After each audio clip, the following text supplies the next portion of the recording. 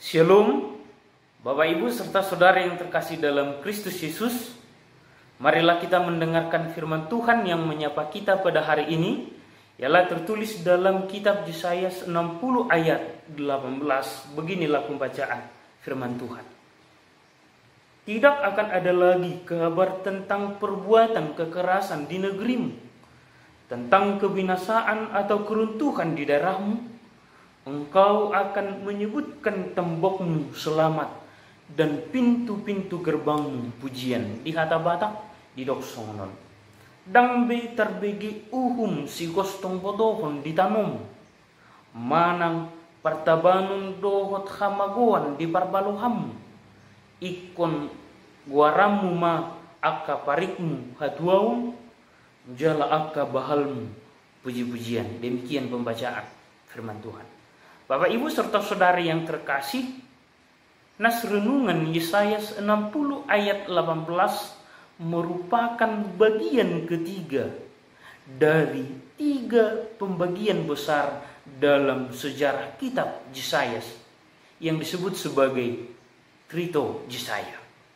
Bagian Trito Yesaya ini berisikan nubuatan tentang pemulihan Yerusalem yang baru bagi umat Allah dan meyakinkan mereka bahwa Allah setia pada janjinya. Seruan untuk hidup kudus dan adil dan pentingnya beribadah serta memelihara hidup yang berkeadilan sosial juga ditekankan oleh Nabi Yesaya.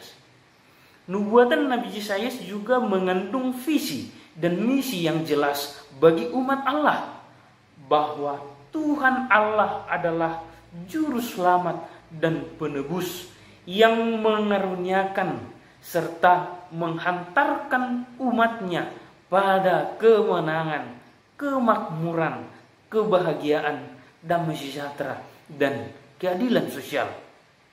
Saudara yang terkasih, kelima poin tersebut adalah bukti bahwa Allah setia pada janjinya, di mana ketika Allah membebaskan umatnya dari pembuangan Babel, maka kesetiaan Allah tetap berlanjut dalam keberlangsungan hidup mereka, di mana Allah memberikan kepada mereka suatu jaminan, di mana jaminan itu adalah tentang kesejahteraan hidup, kemenangan,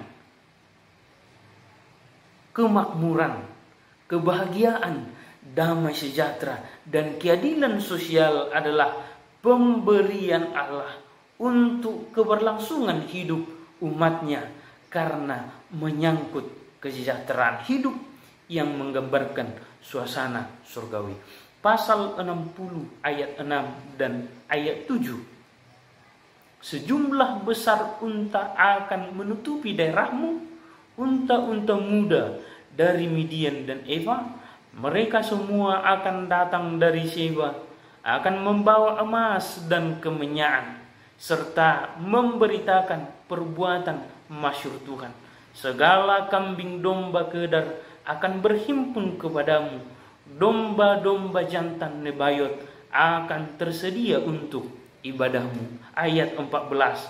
Anak-anak orang yang menindas engkau akan datang kepadamu dan tunduk, dan semua orang yang menista engkau akan sujud menyembah telapak kakimu.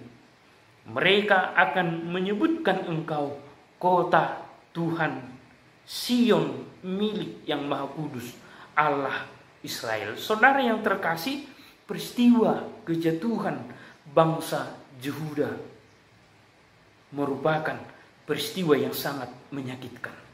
Tetapi itu bukan akhir dari segalanya, sebab Allah kembali memulihkan keadaan mereka sesuai dengan janji yang dinyatakan oleh Allah.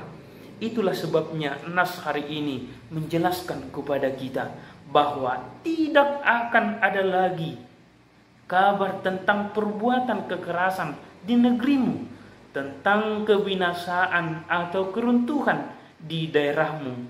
Engkau akan menyebutkan tembokmu selamat dan pintu-pintu gerbangmu pujian. Allah tidak akan meninggalkan bangsanya dalam situasi apapun. Allah hanya menghendaki agar umatnya senantiasa mengandalkan Dia, sebab pertolongan itu hanya bersumber dari Allah saja. Janji Allah membawa pengharapan bagi umatnya. Janji Allah adalah ya dan amin, yang berarti Allah memenuhi janjinya tepat pada waktunya. Allah memenuhi janjinya tepat pada waktunya. Saudara yang terkasih, kita juga sering berada dalam situasi sulit, bahkan berada dalam titik terendah kita. Akan tetapi yang menjadi perenungan bagi kita adalah kepada siapakah kita meminta pertolongan, kepada siapakah kita berteduh di saat kita berada dalam titik terendah itu. Sebab firman Tuhan hari ini menjawab kita, saudara yang terkasih, bahwa janji Tuhan tepat pada waktunya. Tuhan memampukan kita di dalam perjalanan hidup kita. Amin. Kita berdoa.